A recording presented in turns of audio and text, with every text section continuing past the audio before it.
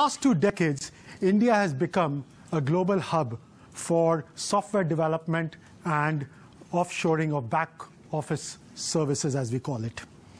And what we were interested in finding out was that because of this huge industry that has started over the last 2 decades in India, offshoring software development and back office services, there's been a flight of white-collar jobs from the developed world to India.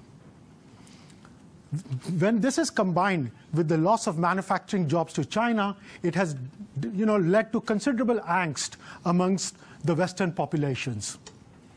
In fact, if you look at polls, they show a declining trend for support for free trade in the West. Now, the Western elites, however, have said this fear is misplaced. For example, if you have read, I suspect many of you have done so, read the book by Thomas Friedman called The World is Flat. He said basically in his book that this fear for free trade is wrong because it assumes, is based on a mistaken assumption that everything that can be invented has been invented.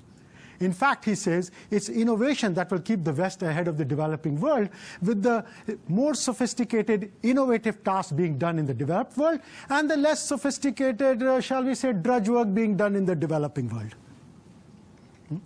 Now, what we were trying to understand was, is this true? Could India become a source or a global hub of innovation, just like it's become a global hub for back office services and software development? And for the last 4 years, my co-author Fanish Puranam and I spent investigating this topic.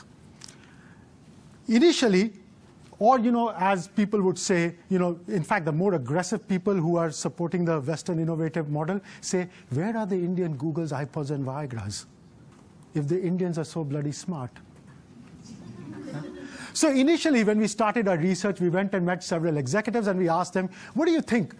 Will India go from being a favored destination for software services and back office services to a destination for innovation? They laughed. They dismissed us. They said, you know what? Indians don't do innovation.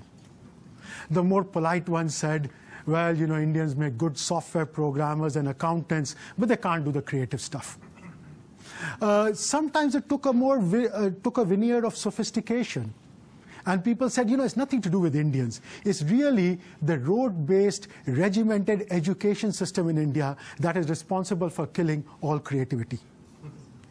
They said, instead, if you want to see real creativity, go to Silicon Valley and look at companies like Google, Microsoft, Intel.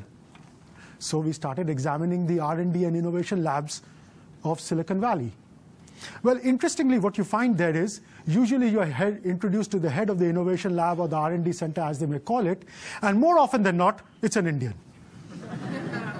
So I immediately said, well, but you could not have been educated in India, right? You must have gotten your education here. It turned out, in every single case, they came out of the Indian educational system. So we realized that maybe we have the wrong question. And the right question is, really, can Indians based out of India do innovative work? So off we went to India. We made, I think, about a dozen trips to Bangalore, Mumbai, Gurgaon, Delhi, Hyderabad, you name it, to examine what is the level of corporate innovation in these cities. And what we found was, as we progressed in our research, was that we were asking really the wrong question. When you ask, where are the Indian Googles, iPods, and Viagras, you are taking a particular perspective on innovation, which is innovation for end users, visible innovation.